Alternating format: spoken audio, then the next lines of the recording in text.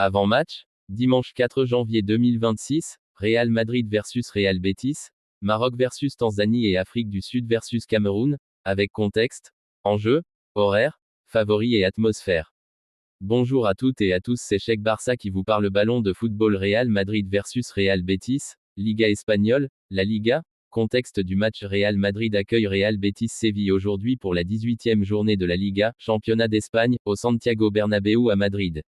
C'est la première rencontre officielle du club madrilène en 2026 après la trêve hivernale. Objectif pour Madrid: relancer sa saison après une période difficile avec plusieurs résultats médiocres dans la fin d'année 2025. Engranger des points pour rester dans la course au titre face à des concurrents comme Barcelone, qui a conforté sa position en tête.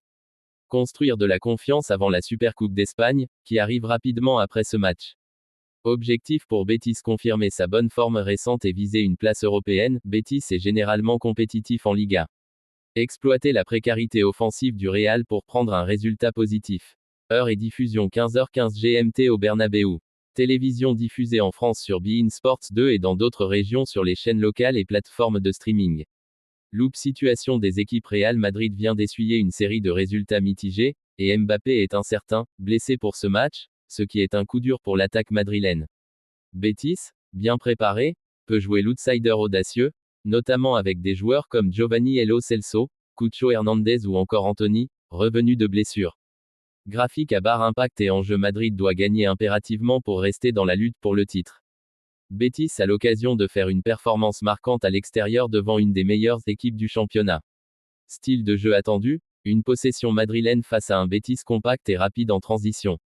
Maroc versus Tanzanie, CAN 2025, huitième de finale trophée. Contexte de la CAN: ce match fait partie des huitièmes de finale de la Coupe d'Afrique des Nations 2025, actuellement organisée au Maroc. C'est une phase éliminatoire directe, si tu perds, tu sors de la compétition. Maroc favori logique, étant pays hôte et détenteur d'un effectif solide avec des joueurs évoluant dans de grands championnats européens. Les Lions de l'Atlas ont dominé la phase de groupe sans défaite majeure et veulent aller loin dans ce tournoi, voire le gagner.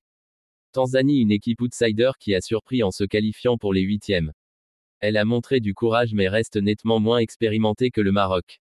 Heure et lieu 16h, GMT. Match joué à Rabat devant un public très chaud, favorable aux Marocains.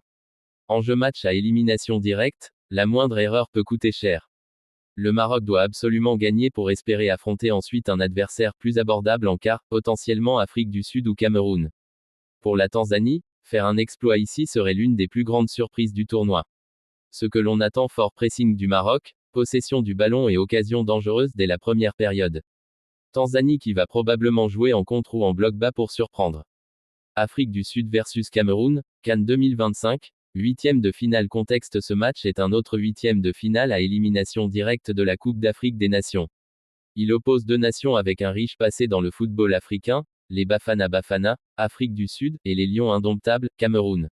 Afrique du Sud a remporté la CAN en 1996 et reste une équipe calibre dans le continent. Son tournoi a été solide, mais parfois marqué par quelques imperfections défensives. Cameroun, une équipe traditionnellement forte, capable de performances hautes mais parfois fluctuantes. Doit élever son niveau si elle veut atteindre les quarts et au-delà. Heure et lieu 19h, GMT. Stade toujours à Rabat, devant une ambiance africaine intense pour ce choc.